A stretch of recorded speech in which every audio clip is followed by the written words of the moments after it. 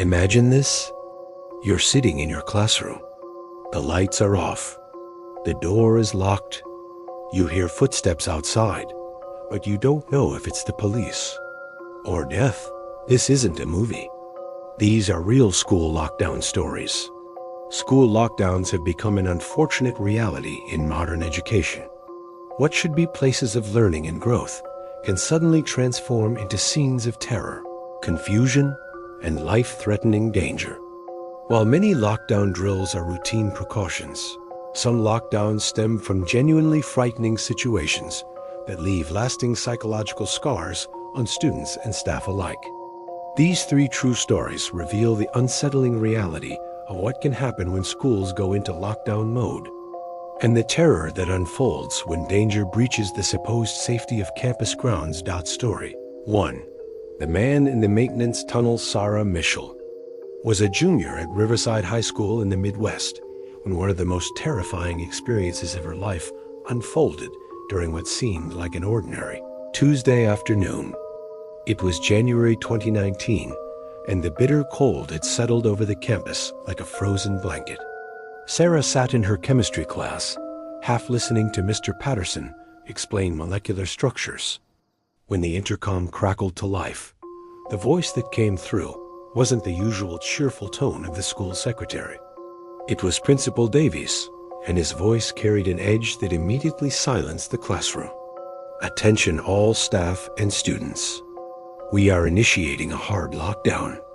This is not a drill. I repeat, this is not a drill.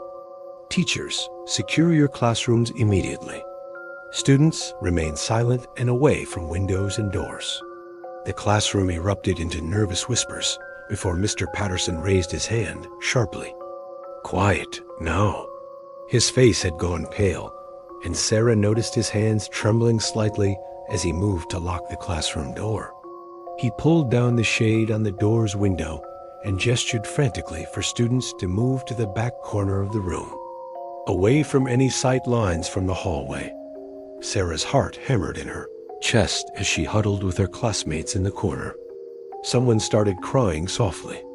Another student pulled out their phone, hands shaking so badly they could barely unlock it. Mr. Patterson positioned himself near the door, holding a fire extinguisher, the only weapon-like object in the room.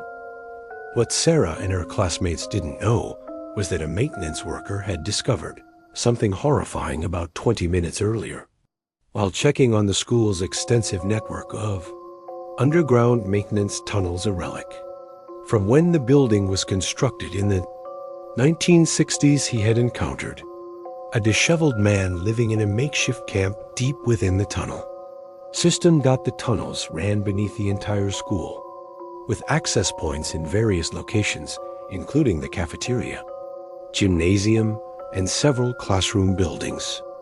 The man had apparently been living there for weeks, possibly months, emerging at night to steal food from the cafeteria and supplies from unlocked classrooms. But what made the situation truly terrifying was what the maintenance worker found at the man's campsite. Detailed floor plans at the school building, photographs of students taken through ground-level windows, and a disturbing journal filled with incoherent ramblings that suggested he was planning something catastrophic. When the maintenance worker tried to confront him, the man had fled deeper into the tunnels, and the worker immediately called 911. The school was placed on lockdown while police swept the entire tunnel system and building. Back in the chemistry classroom, Sarah and her classmates remained in the corner for what felt like hours, but was actually 45 minutes. The silence was oppressive, broken only by the sound of breathing and occasional sniffles. Every creak of the old building, every distant sound in the hallway made everyone jump. Sarah kept thinking about the tunnels she'd heard about, but never really considered. They ran right beneath where she was sitting. The worst moment came when they heard running footsteps in the hallway, followed by what sounded like someone trying door handles. Mr. Patterson gripped the fire extinguisher tighter, positioning himself between the door and his students. The footsteps stopped right outside their classroom. The door handle rattled. Someone was trying to get in. For 30 seconds that felt like an eternity, everyone in that room held their breath, certain they were about to face whatever danger had prompted the lockdown. Then a voice came through the door. "Police. Is everyone okay in there?" The relief was palpable, but Mr. Patterson didn't immediately unlock the door. Following proper lockdown protocol, he called the main office to verify that it was indeed safe to open the classroom. Only then did he let the officer in, who quickly cleared the room and moved on. To the next classroom dot, it would be another hour before students learned what had actually happened. The man in the tunnels had been apprehended trying to access the building through a basement entrance near the cafeteria. He was found with a knife and what police later determined was a detailed plan to cause harm during the lunch period when the cafeteria would be most crowded. He had been carefully studying student routines and schedules for weeks. The incident shook the entire school community. Sarah developed anxiety that made it difficult to focus in class for months afterward. She would catch herself staring at air vents and floor grates, wondering what might be beneath them. The school eventually sealed many of the old tunnel entrances and installed security cameras and locks on those that remained necessary for maintenance access. But for Sarah and hundreds of other students who lived through that lockdown, the psychological damage was already done. The place where they were supposed to feel safe had been violated in the most disturbing way possible. Story 2. The armed parent Marcus Thompson taught sophomore English at Lakeview High School in a quiet suburban community where everyone knew everyone else. It was the kind of place where people still left their doors unlocked and children played outside until dark. That sense of security made what happened in October 2020 even more shocking. Marcus was in the middle of discussing To Kill a Mockingbird with his fourth period class when the lockdown alert came through the school's emergency system. These alerts had been recently installed, a combination of flashing lights and a specific alarm tone that was impossible to ignore.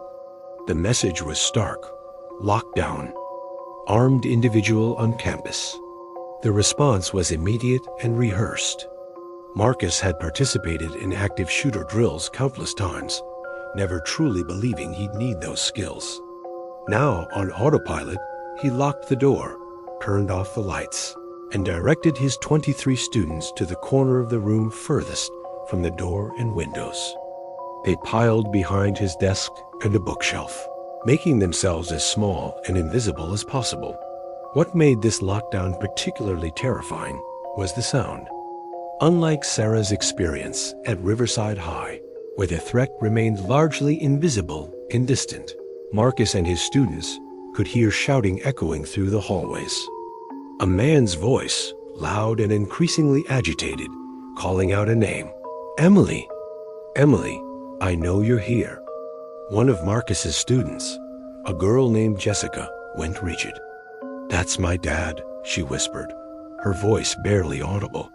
"He's looking for my sister." The situation, they would later learn, was a custody dispute gone horribly wrong. Emily's father had lost custody rights following a domestic violence incident, and Emily had recently testified against him in court.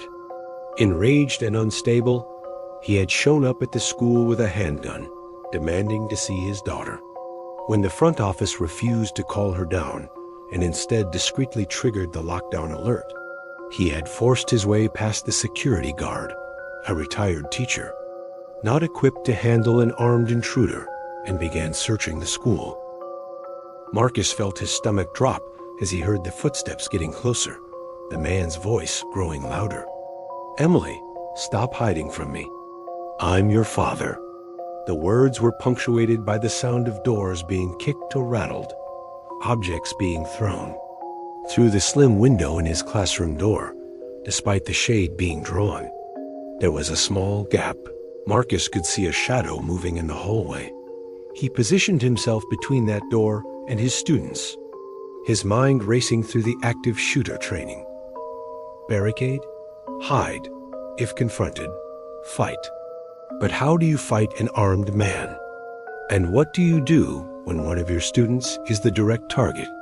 Emily was in her history class 3 doors down, also in lockdown, unaware that her father was hunting through the school for her.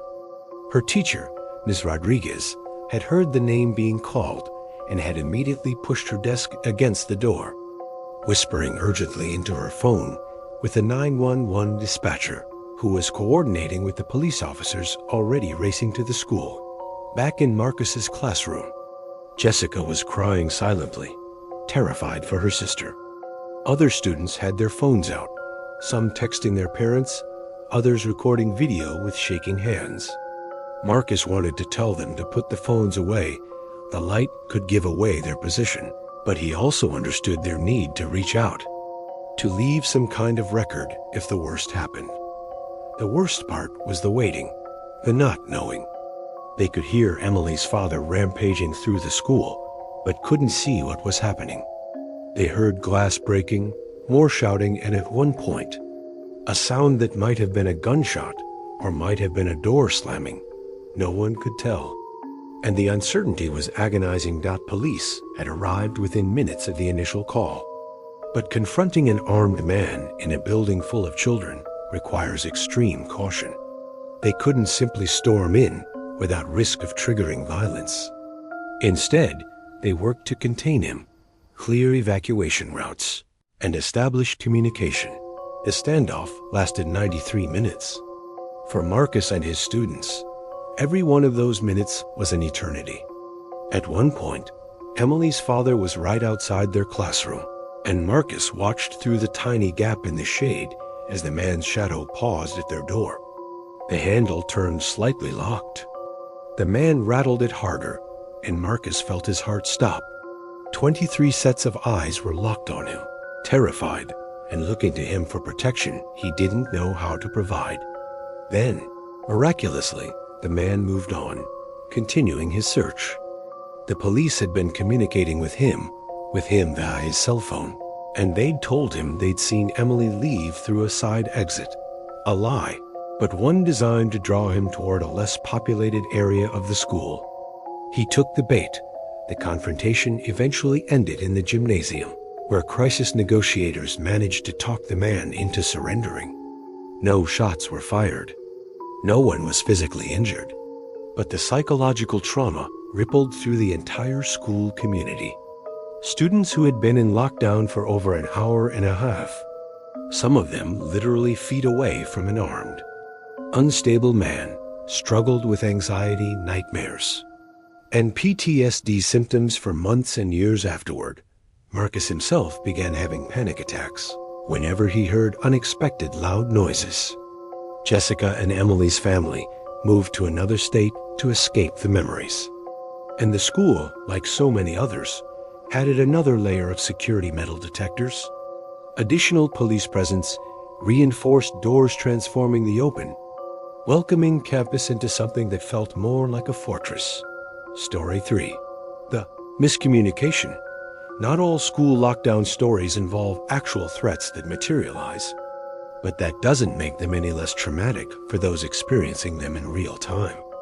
Sometimes, the terror of uncertainty is just as damaging as confirmed danger. Amanda Rodriguez was a senior at Northfield Academy, a private school in a major metropolitan area, when she lived through one of the most chaotic and frightening days of her life. And it all started with a miscommunication. It was a Thursday morning in March 2021, during the period when many schools were operating under hybrid models due to the COVID-19 pandemic. About half the student body was on campus, while the other half attended remotely. Amanda was in calculus class when the alarm sounded. Unlike the previous stories, this lockdown came with virtually no information. The announcement simply said, "Lockdown. Lockdown. This is not a drill." No explanation, no context, nothing to indicate what kind of threat they were facing or where it might be. Amanda's teacher, Mr. Chun, immediately initiated lockdown procedures. But his confusion was evident. He tried calling the office for more information, but got no answer. the lines were busy or deliberately not, being answered to avoid revealing occupied locations. So they did what they'd been trained to do. Lights off, door locked, everyone quiet and hidden. But in the age of smartphones and social media, information and misinformation spreads faster than official communications. Within minutes, students' phones were lighting up with messages from friends, parents, and classmates who were attending remotely and watching the situation unfold on news broadcasts. The messages were terrifying and contradictory. Active shooter in the building. Someone has a gun in the cafeteria. Multiple shooters. Bomb. Threat. Students who were supposed to remain silent were frantically trying to text their parents that they were okay, while simultaneously trying to figure out what was actually happening. What made this situation particularly horrifying was that Amanda could see social media posts from students in other parts of the building claiming they'd heard gunshots. Local news helicopters were already circling overhead, and breaking news alerts were popping up on phones. Situation developing at Northfield Academy. Reports of shots fired. The reality was far different from these reports, but Amanda and her classmates had no way of knowing that.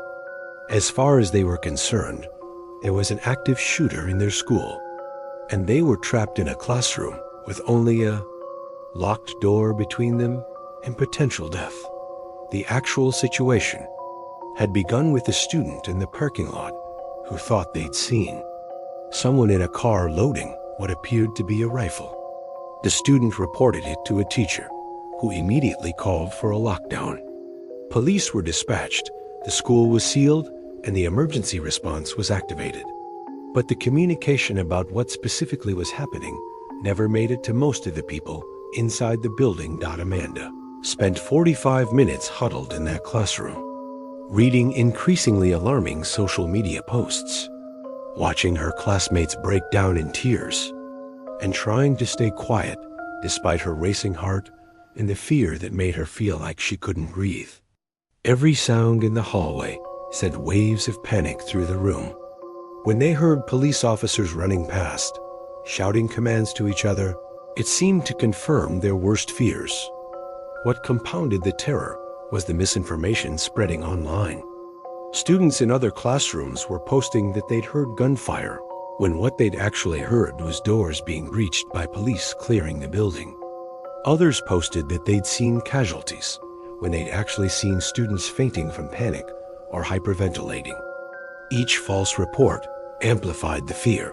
Parents descended on the school in droves, creating chaos outside that actually hampered the police response. News crews reported unconfirmed reports of multiple casualties, sending even more parents into panic. The situation spiraled far beyond the actual threat level. The truth eventually emerged. The rifle was a student's lacrosse stick being placed in a car. The person who reported it had seen it from a distance, and in a moment of heightened security awareness that schools now operate under, made an understandable but mistaken assumption. There was never any actual weapon on campus. No one was ever in real danger. But telling Amanda and her classmates that afterward didn't erase the very real terror they'd experienced. They had genuinely believed they were in a life or death situation. Some had texted what they thought might be final messages to their parents. Others had positioned themselves in ways they hoped might protect them from bullets. The psychological impact was severe and lasting. Amanda developed severe anxiety about attending school. She would have panic attacks in class, triggered by unexpected announcements or loud noises. She eventually finished her senior year doing independent study from home. Many of her classmates reported similar struggles, nightmares, hypervigilance, difficulty concentrating, and a pervasive sense that nowhere was truly safe. The incident highlighted a disturbing reality of modern school lockdowns.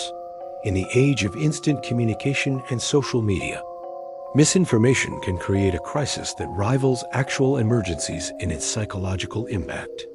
The fear is real, even when the threat isn't. These three stories represent different facets of the school lockdown phenomenon that has become tragically common in modern education. Whether the threat is real and present, real and searching, or perceived but not actual, the experience of being locked down, of being trapped and uncertain, of feeling vulnerable in a place that should be safe leaves deep psychological scars. Students who live through these experiences often struggle with anxiety, PTSD, and a fundamental loss of the sense of security that is essential for learning and development. These are the hidden costs of our current reality, borne by young people who should be worried about homework and friendships, not survival.